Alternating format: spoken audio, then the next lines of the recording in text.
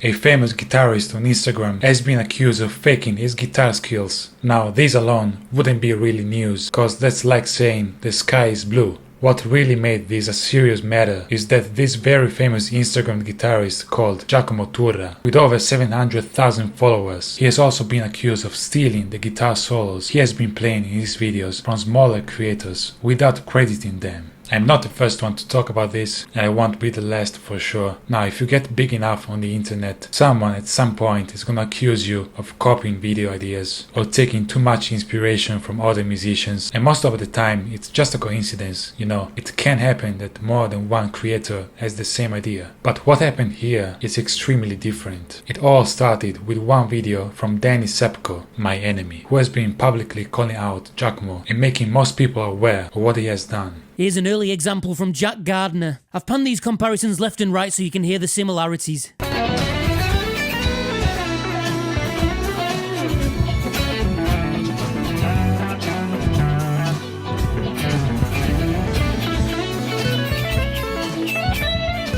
Here's another one from Jack.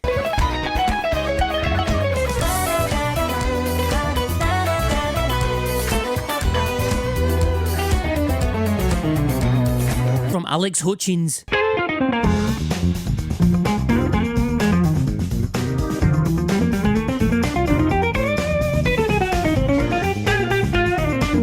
I am doing this video not to make justice for the smaller creators who have been wronged by Giacomo. Hell no. I am doing this because Giacomo is Italian like me, and that really affects me.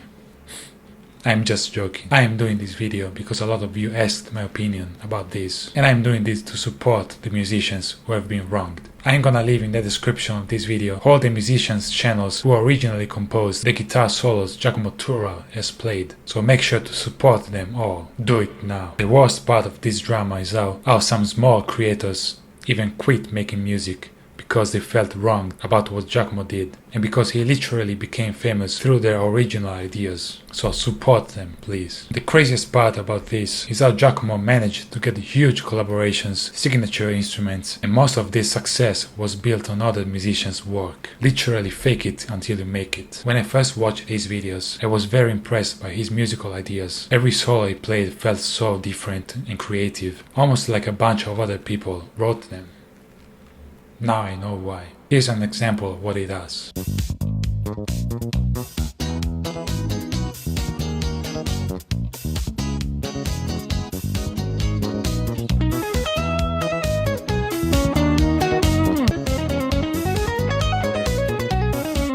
Aside from the stealing accusations, which is the main part obviously, the way he plays is also an issue. He's obviously miming, which means he already recorded the audio, the guitar track, and he's just pretending to play in the video. Before we dive into it, me and the majority of music creators do the same. We pre-record our sounds and then we play back when we shoot the video. Why? Because it's just more convenient to do so. For example, when I shoot my music videos, I do 3 different camera angles, but I don't have 3 different cameras. So it would take so much more time, camera space, money, batteries to actually record it 3 different times live and then make sure I play exactly the same every time. And at the end of the day, the result, whatever I'm playing live or playback, is gonna look the same. And that's because, and this is the most important point I'm gonna make, I can actually play what I'm miming. My main rule is to record what I can actually play. And that's the rule Giacomo is breaking. He's using malicious techniques to pretend he knows how to play some riffs. And he's also pretending to be playing live by showing all the pedals and cables and stuff. His whole guitar tone changes here,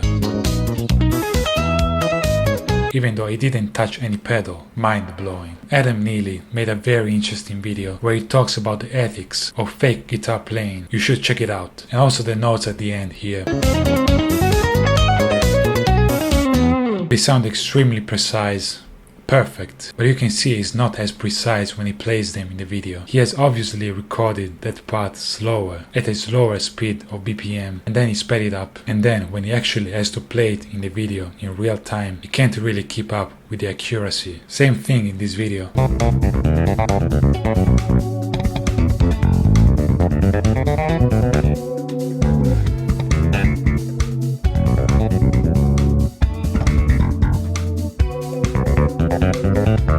There is no way he's actually playing this precise and perfectly, and bass is not his main instrument, like I can't even do it. What? Anyway, as I said, the main point of this video is the stealing accusations. And right after Danny Sepko's first video exposing him, Giacomo has made an apology video, and he didn't really address all the accusations. And I would love to show you what he actually said in his apology video, but it's gone. He deleted it. Also, what's sus is that Giacomo released the apology video on his YouTube channel, which is very small compared to his Instagram page. Sus. Every day a new creator has been sharing their experience with Giacomo. Even Charles has talked about their collaboration and how Giacomo has been very unprofessional to him. We have a video shoot tomorrow and the place we were filming was a 6-hour flight from Nam. I paid quite a lot of money to reserve this fancy studio, and so I was getting a little bit worried, but I also thought he's done quite a lot of collabs in the past, so surely he wouldn't be this unprofessional. But around 11 PM the night before the shoot, he sent me a message on Instagram saying that he got really sick at Nam and he's not going to be able to make it to the video shoot. But then later that day, he literally posted some stories on his Instagram where he was playing at Nam and looking completely healthy and fine.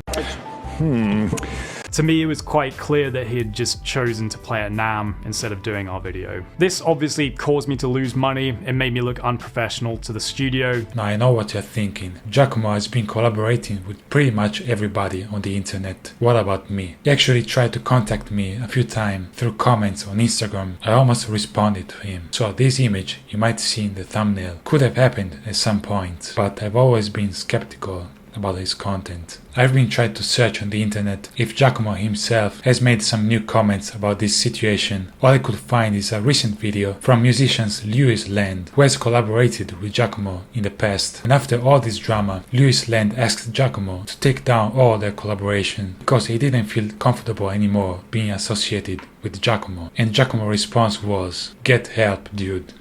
Now that definitely doesn't look good on him at all. And I know having the whole internet against you must not feel good, but I hope you can understand the gravity of what he has done and he can start taking full responsibility. And the ultimate reason why I'm doing this video is because it looks like he has been deleting comments and trying to silence everybody who has been calling him out. Obviously there are a lot of comments against him who are attacking him on a personal level, which is not right, but at the same time you can't expect people not to be angry after what happened. I don't know how he can make things right. I hope he comes out with a sincere apology on Instagram, where he has most of his fans and audience. And that's about it really. It's just one of the craziest dramas in the guitar community in years. Make sure to support all the musicians, and I see you in the next video.